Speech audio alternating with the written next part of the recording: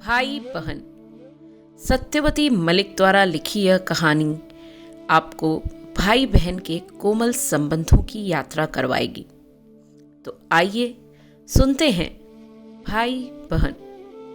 माझी, हाय माझी, हाय। एक बार, दो बार, पर तीसरी बार हाय हाय की करुण पुकार सावित्री सहन न कर सकी। कार्बन पेपर और डिजाइन की कॉपी वहीं कुर्सी पर पटककर शीघ्र ही उसने बाथरूम के दरवाजे के बाहर खड़े कमल को गोद में उठा लिया और पुचकारते हुए कहा, बच्चे ऐसे सवेरे सवेरे नहीं रोते। तो निर्मला मेरा गाना क्यों गाती है और उसने मेरी सारी कमीज क्यों छींटे डालकर गीली कर दी है? स्नानागार में अभी तक पतली आवाज में निर्मला गुनगुना रही थी। एक लड़का था, रोता रहता था, रोता रहता था, वो एक लड़का था। बड़ी दुष्ट लड़की है, नहाकर बाहर निकले तो सही, ऐसा पीटूं कि वह भी जाने। मां से यह आश्वासन पाकर कमल कपड़े बदलने चला गया। न जाने कितनी मंगल कामनाओं, भावनाओं और आशीर्वादों को लेकर सावित्री ने अपने भाई के जन्मदिन पर उपहार भेजने के लिए एक श्वेत रेशमी कपड़े पर तितली का सुंदर डिजाइन सोचा है। हल्के नीले, सुनहरे और गहरे लाल रंग के रेशम के तारों के साथ ही साथ जाने कितनी ही मीठी स्मृतियां भी उसके अंतःस्थल में उठ उठकर बिंधी सी जा रही हैं और अनेक वन, पर्वत, नदी, नाले तथा मैदान के पार दूर से एक मुखाकृति बार बार नेत्रों के सम्मुख आकर उसके रोम रोम को पुलकित कर रही है। कभी ऐसा भी लगने लगता है मानो सामने दीवार पर लटकी हुई नरेंद्र की तस्वीर हंसकर बोल उठेगी। सावित्री की आंखों में प्रेमाश्रु झलक उठे। तितली का एक पंख काढ़ा जा चुका है, किंतु दूसरा आरंभ करने से पूर्व ही कमल की सिसकियों और आंसुओं ने सावित्री को वहां से उठने को विवश कर दिया।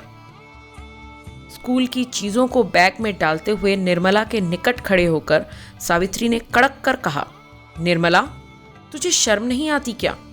इतनी बड़ी हो गई है। कमल तुझसे पूरे 4 वर्ष छोटा है। किसी चीज को उसे छूने तक नहीं देती। हर घड़ी वह बेचारा रोता रहता है। अगर उसने तेरे पेंसिल बॉक्स को तनिक देख लिया तो क्या हुआ? निर्मला सिर नीचे किए मुस्कुरा रही थी। यह देखकर सावित्री का पारा और भी अधिक चढ़ गया। उसने ऊंचे स्वर में कहना शुरू किया, रानी जी, बड़े होने पर पता चलेगा जब इन्हीं दुर्लभ सूरतों को देखने के लिए भी तरसोगी। भाई बहन सदा साथ साथ नहीं रहते। भाई बहन सदा साथ साथ नहीं रहते। मां की झिड़कियों ने बालिका के नन्हे मस्तिष्क को एक उलझन में डाल दिया। आश्चर्यान्वित होकर वह केवल मां के क्रुद्ध चेहरे की ओर एक स्थिर, गंभीर, कौतूहलपूर्ण दृष्टि डालकर रह गई। करीब आधा घंटा बाद किंचित उदास सा मुख लिए निर्मला जब कमल को साथ लेकर स्कूल चली गई, तब सावित्री को अपनी सारी वक्तृता सारहीन प्रतीत होने लगी। सहसा उसे याद आने लगी कुछ वर्ष पूर्व की बात। तब वह नरेंद्र से क्यों रूठ गई थी? छी, एक तुच्छ सी बात पर। किंतु आज जो बात उसे तुच्छ जान पड़ती है, उन दिनों उसी तुच्छ, निकृष्ट, जरा सी बात ने इतना उग्र रूप क्यों धारण कर लिया था, जिसके कारण भाई बहन ने आपस में पूरे 1 महीने तक एक भी बात न की थी। एकाएक सावित्री के चेहरे पर हंसी प्रस्फुटित हो उठी जब उसे स्मरण हो आया नरेंद्र का। दिन रात नए नए रिकॉर्ड लाकर ग्रामोफोन पर बजाना और एक दोस्त से दूरबीन मांगकर आते जाते बहन के कमरे की ओर झांकना कि किसी तरह उन दोनों चीज़ों का प्रभाव सावित्री पर पड़ रहा है या नहीं। उसे यह भी याद करके खूब हंसी आई कि कैसे मौन धारण किए हुए मिठाई की तश्तरी नरेंद्र के कमरे में रखाती थी। टेबल क्लॉथ पुनः हाथ में लेकर काढ़ते हुए सावित्री ने मन ही मन प्रतिज्ञा की कि अब से वह बच्चों को बिल्कुल डांट फटकार नहीं बताएगी। किंतु इधर 12 बजे की आधी छुट्टी में खाने के समय फिर कई अभियोग कमल की ओर से मौजूद थे। निर्मला मुझे अपने साथ साथ नहीं चलने देती, पीछे छोड़ आती है और गधा कहती है। मामला कुछ गंभीर न था और दिन होता तो शायद निर्मला की इन शरारतों को सावित्री हंसी समझकर टाल देती, परंतु यह उद्दंड लड़की सवेरे से ही उसके प्रिय तथा आवश्यक कार्य में बार बार बाधा डाल रही है। एक हल्की चपत निर्मला को लगाते हुए माँ ने डांटकर कहा, बस कल ही स्कूल से तेरा नाम कटवा दिया जाएगा। यह सब अंग्रेजी स्कूल की शिक्षा का ही नतीजा है। जरा सी लड़की ने घर भर में आफत मचा रखी है। अभी से भाई की शक्ल सूरत नहीं भाती, बड़ी होने पर न जाने क्या करेगी। फिर थाली में पूरी तरकारी डालकर बच्चों के आगे रखते हुए जरा धीमे स्वर में कहा, देखो निर्मला, जब मैं तुम्हारे बराबर की थी तो अपने भाई बहनों को कभी तंग नहीं करती थी, कभी अपने माता पिता को दुख नहीं देती थी। किंतु यह बात कहते हुए ही भीतर सावित्री को कुछ झिझक सी हो आई। हम दोनों सीता के घर जुलूस देखेंगे। माँ, अच्छा? कमल ने विनम्र स्वर में अनुमति चाही। नहीं जी, क्या अपने घर से दिखाई नहीं पड़ता? दरवाजे की ओट में निर्मला खड़ी थी। कैसी चालाक लड़की है, इस गरीब को आगे करती है जब खुद कुछ कहना होता है। जाओ, जाना हो तो, सावित्री ने झुंझलाकर उत्तर दिया। 5 बजे मुहर्रम का जुलूस निकलने वाला था। पल भर में चौराहे पर सैकड़ों मनुष्यों की भीड़ इकट्ठी हो गई। सावित्री का ध्यान अभी काले हरे रंग बिरंगे वस्त्र पहने जनसमूह की ओर और कभी जुलूस के कारण रुकी हुई मोटर गाड़ियों में बैठे व्यक्ति की ओर अनायास ही खिंच रहा था। और इधर बालिका निर्मला के होश हवास एकाएक गुम से हो गए जब उसे सारे घर में कमल की परछाई तक नजर न आई। व्याकुल सी हो वह एक कमरे से दूसरे में और फिर बरामदे में पंखहीन पक्षी की तरह फड़फड़ाती हुई दौड़ने लगी। उसकी आंखों के आगे अंधेरा सा छा गया। उसे सब कुछ सुनसान सा प्रतीत होने लगा। वह माँ से कई बार छोटे बच्चों के भीड़ भाड़ में खो जाने का हाल सुन चुकी थी। आह, उसका भैया कमल, अब वह क्या करे? नीचे की सड़क पर भांति भांति के रंग बिरंगे खिलौने, नए नए ढंग के गुब्बारे, कागज के पंखे, पतंग और भिन्न भिन्न प्रकार के सुर निकालते हुए बाजे लाकर बेचने वालों ने बाल जगत के प्रति एक सम्मोहन जाल सा बिछा रखा है। निर्मला इन सब चित्ताकर्षक चीजों को बिना देखे ही भीड़ को चीरती हुई वेगपूर्वक भागती भागती सीता के घर भी हो आई। पर कमल तो वहां भी नहीं है। रोते रोते निर्मला की आंखें सूज आईं। चेहरे का रंग सफेद पड़ गया। आखिर वह हिचकियां लेते हुए रुंधे गले से मां के पास जाकर बोली, कमल, कमल तो सीता के घर भी नहीं है मां। सावित्री का तन बदन एक बार सहसा कांप उठा।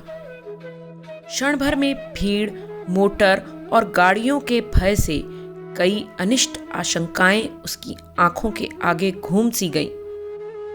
किंतु वह अपने भीरू लड़के की नस नस से परिचित थी। उसे पूरा विश्वास था कि कमल जरूर ही कहीं न कहीं किसी दुकान पर खड़ा होकर अथवा किसी नौकर के साथ जुलूस देख रहा होगा। फिर भी उसने फूट फूट कर रोती हुई निर्मला को हृदय से नहीं लगाया और न उसे धीरज ही बंधाया, बल्कि आश्चर्यचकित सी हो आश्वासन का एक शब्द तक कहे बिना मानो वह अपनी लड़की की रुलाई को समझने का प्रयत्न कर रही थी। रह रह कर एक संदेह सा उसके मन में उठने लगा। मुझसे भी अधिक, भला माँ के दिल से भी ज्यादा किसी और को दर्द चिंता हो सकती है? उसे लगा कि उसकी बेटी उससे कहीं ज्यादा अपने भाई को प्रेम करती है। यह सब लड़ाई और यह सब जोर से बोलना, चिल्लाना, चिढ़ाना, यह सब एक बहाने भर है, खेल है। जुलूस समाप्त हो गया। क्रमशः दर्शकों के झुंड भी छिन्न भिन्न होने लगे। मोटर गाड़ियों का धड़ाधड़ आना जाना पूर्ववत जारी हो गया। सामने ही फुटपाथ पर सफ़ेद निक्कर और सफ़ेद कमीज पहने पड़ोसी डॉक्टर साहब के नौकर के साथ लिए हाथ लटकाए कमल किशोर घर आता हुआ दिखाई दिया। सीढ़ियों में से फिर सिसकने की आवाज़ सुनकर सावित्री ने देखा तो वह मंत्र मुग्ध सी रह गई। कमल को दृष्टि पाश में बांधे निर्मला दुगने वेग से रो रही थी। उसके कोमल गुलाबी गाल मोटे मोटे आंसुओं से भीगे जा रहे हैं और वह बार बार कमल का मुख चूम चूम कर कह रही है, पगले, तू कहाँ चला गया था? तू क्यों चला गया था? सावित्री का हृदय उमड़ आया। पुनीत प्रेम के इस दृश्य को देखकर एक आनंद की धारा सी उसके अंतःस्थल में बहने लगी।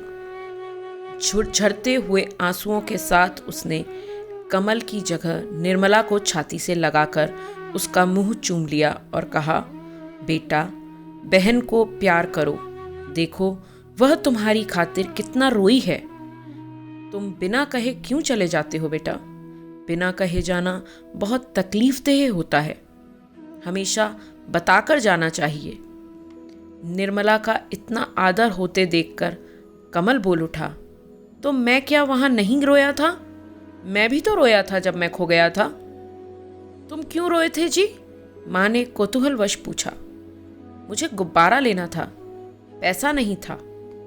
निर्मला ने दौड़कर अपनी जमा की हुई चवन्नी के पैसों में से 2 गुब्बारे और 2 कागज के खिलौने कमल को लाकर दिए और फिर उसे भुजाओं में जकड़कर कहा, गधे, तू चला कहाँ गया था?